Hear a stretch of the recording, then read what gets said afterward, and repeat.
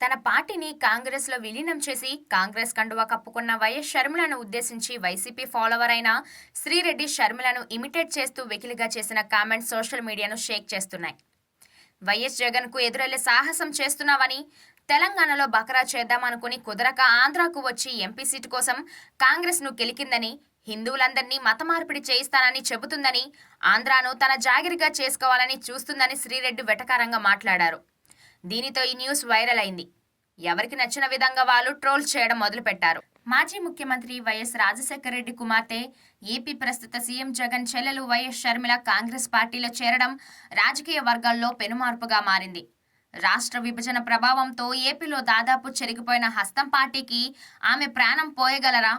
Rajasekhara Reddy వర్గీయులను ఆకర్షించగలదా?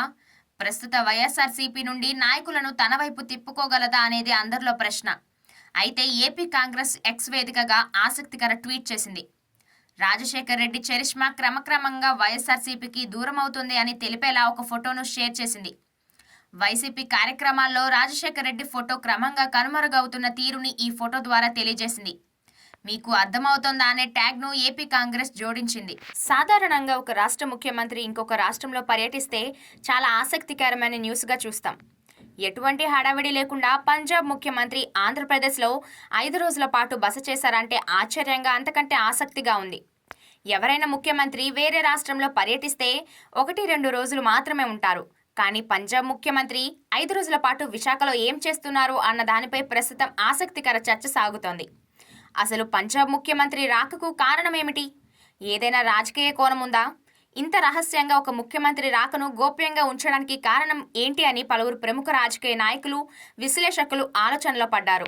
BRS అధినేత KCR AP CM YS Jagan భేటీ వ్యూహంలో భాగమేనని, పరామర్శ పేరుతో రహస్య మంతనాలు జరిగాయని సిపిఐ నేత నారాయణ అన్నారు.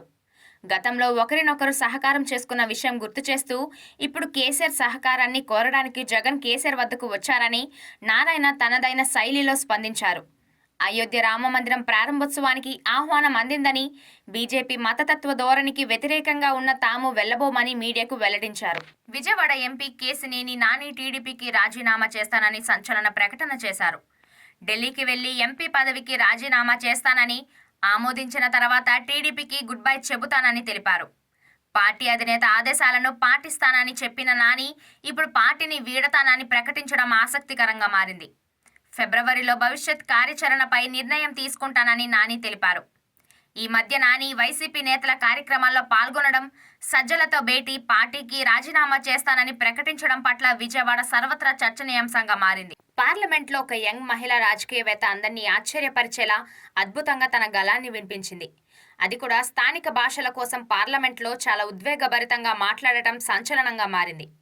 ఏకంగా 170 ఏళ్ల న్యూజిలాండ్ చరిత్రలో అత్యంత పిన్న వయస్కురాలైన మహిళ ఎంపీ అయిన హానా రౌహితి మైపీ క్లార్క్ 2023 అక్టోబర్లో పార్లమెంటుకి ఎన్నికయ్యారు.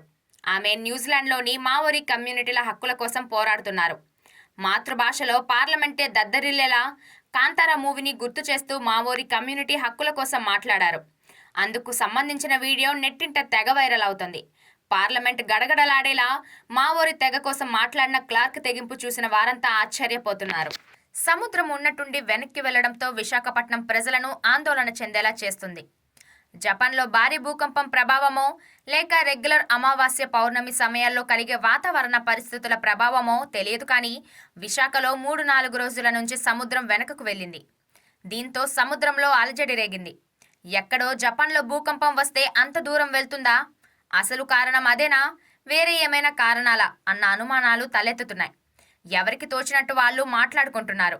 ఈ పరిస్థితుల దృష్ట్యా బీచ్లకు వెళ్లే వారి సంఖ్య తగ్గిందనే చెప్పాలి. మంత్రి Vidadala Rajini first time Guntur west ప్రజల ముందుకొచ్చారు. మనతో మన రాజీనామా పేరుతో ఎన్నికల ప్రచారం ప్రారంభించారు. ఇంకా ఎన్నికల షెడ్యూలే రాలేదు. రాజకీయాలు హాట్గా ఉన్న తరుణంలో తన ప్రచారం మాత్రం మొదలు పెట్టేశారు. గతంలో చిలకలూరిపేట నుంచి గెలుపొందిన విడుదల రజనీని వైసీపీ అధినేత జగన్ గుంటూరు వెస్ట్కి మార్చడంతో ఆ నియోజకవర్గంపై పట్టు పెంచుకునేందుకు ప్రయత్నాలు ప్రారంభించారు. ఇప్పటికే పార్టీ ఆఫీసును కూడా ప్రారంభించిన విడుదల రజని గుంటూరు వెస్ట్ ప్రజలకు దగ్గరయ్యేందుకు తన స్ట్రాటజీ మొదలుపెట్టారు. టాలీవుడ్ హీరోయిన్ నిత్య శెట్టిని పలువురు నెటిజన్స్ బూతులు తిడుతున్నారు.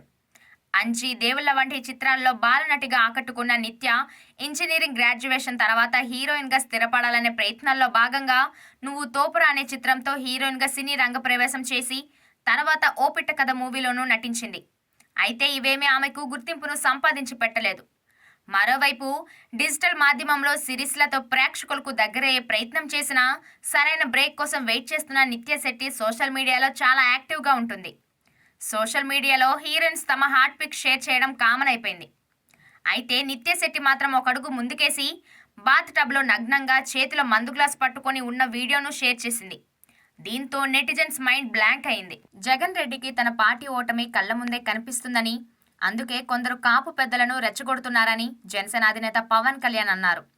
పవన్ కళ్యాణ్ పై కాపు సామాజిక వర్గ నేతలు చేస్తున్న విమర్శలపై పవన్ కళ్యాణ్ స్పందించారు. ఆయన మీడియాతో మాట్లాడుతూ తాను గౌరవించే కాపు పెద్దలు దూషించినా దీవెనులుగానే తీసుకుంటానని, వారికి జనసేన వాకిలి తెరిచే ఉంటుందని అన్నారు. కాపులకు రిజర్వేషన్ ఇచ్చేదే లేదని చెప్పి కాపులను పావులుగా వాడుకునే వ్యక్తిని ప్రశ్నించాలని, కుట్ర రాజకీయాలు చేసే వైసీపీ వలలో పడొద్దని కాపు పెద్దలను అభ్యర్థించారు. ఆంధ్రప్రదేశ్ ప్రజానికం వైసీపీకి చరమగీతం పాడనున్నారని పవన్ కళ్యాణ్ తెలిపారు.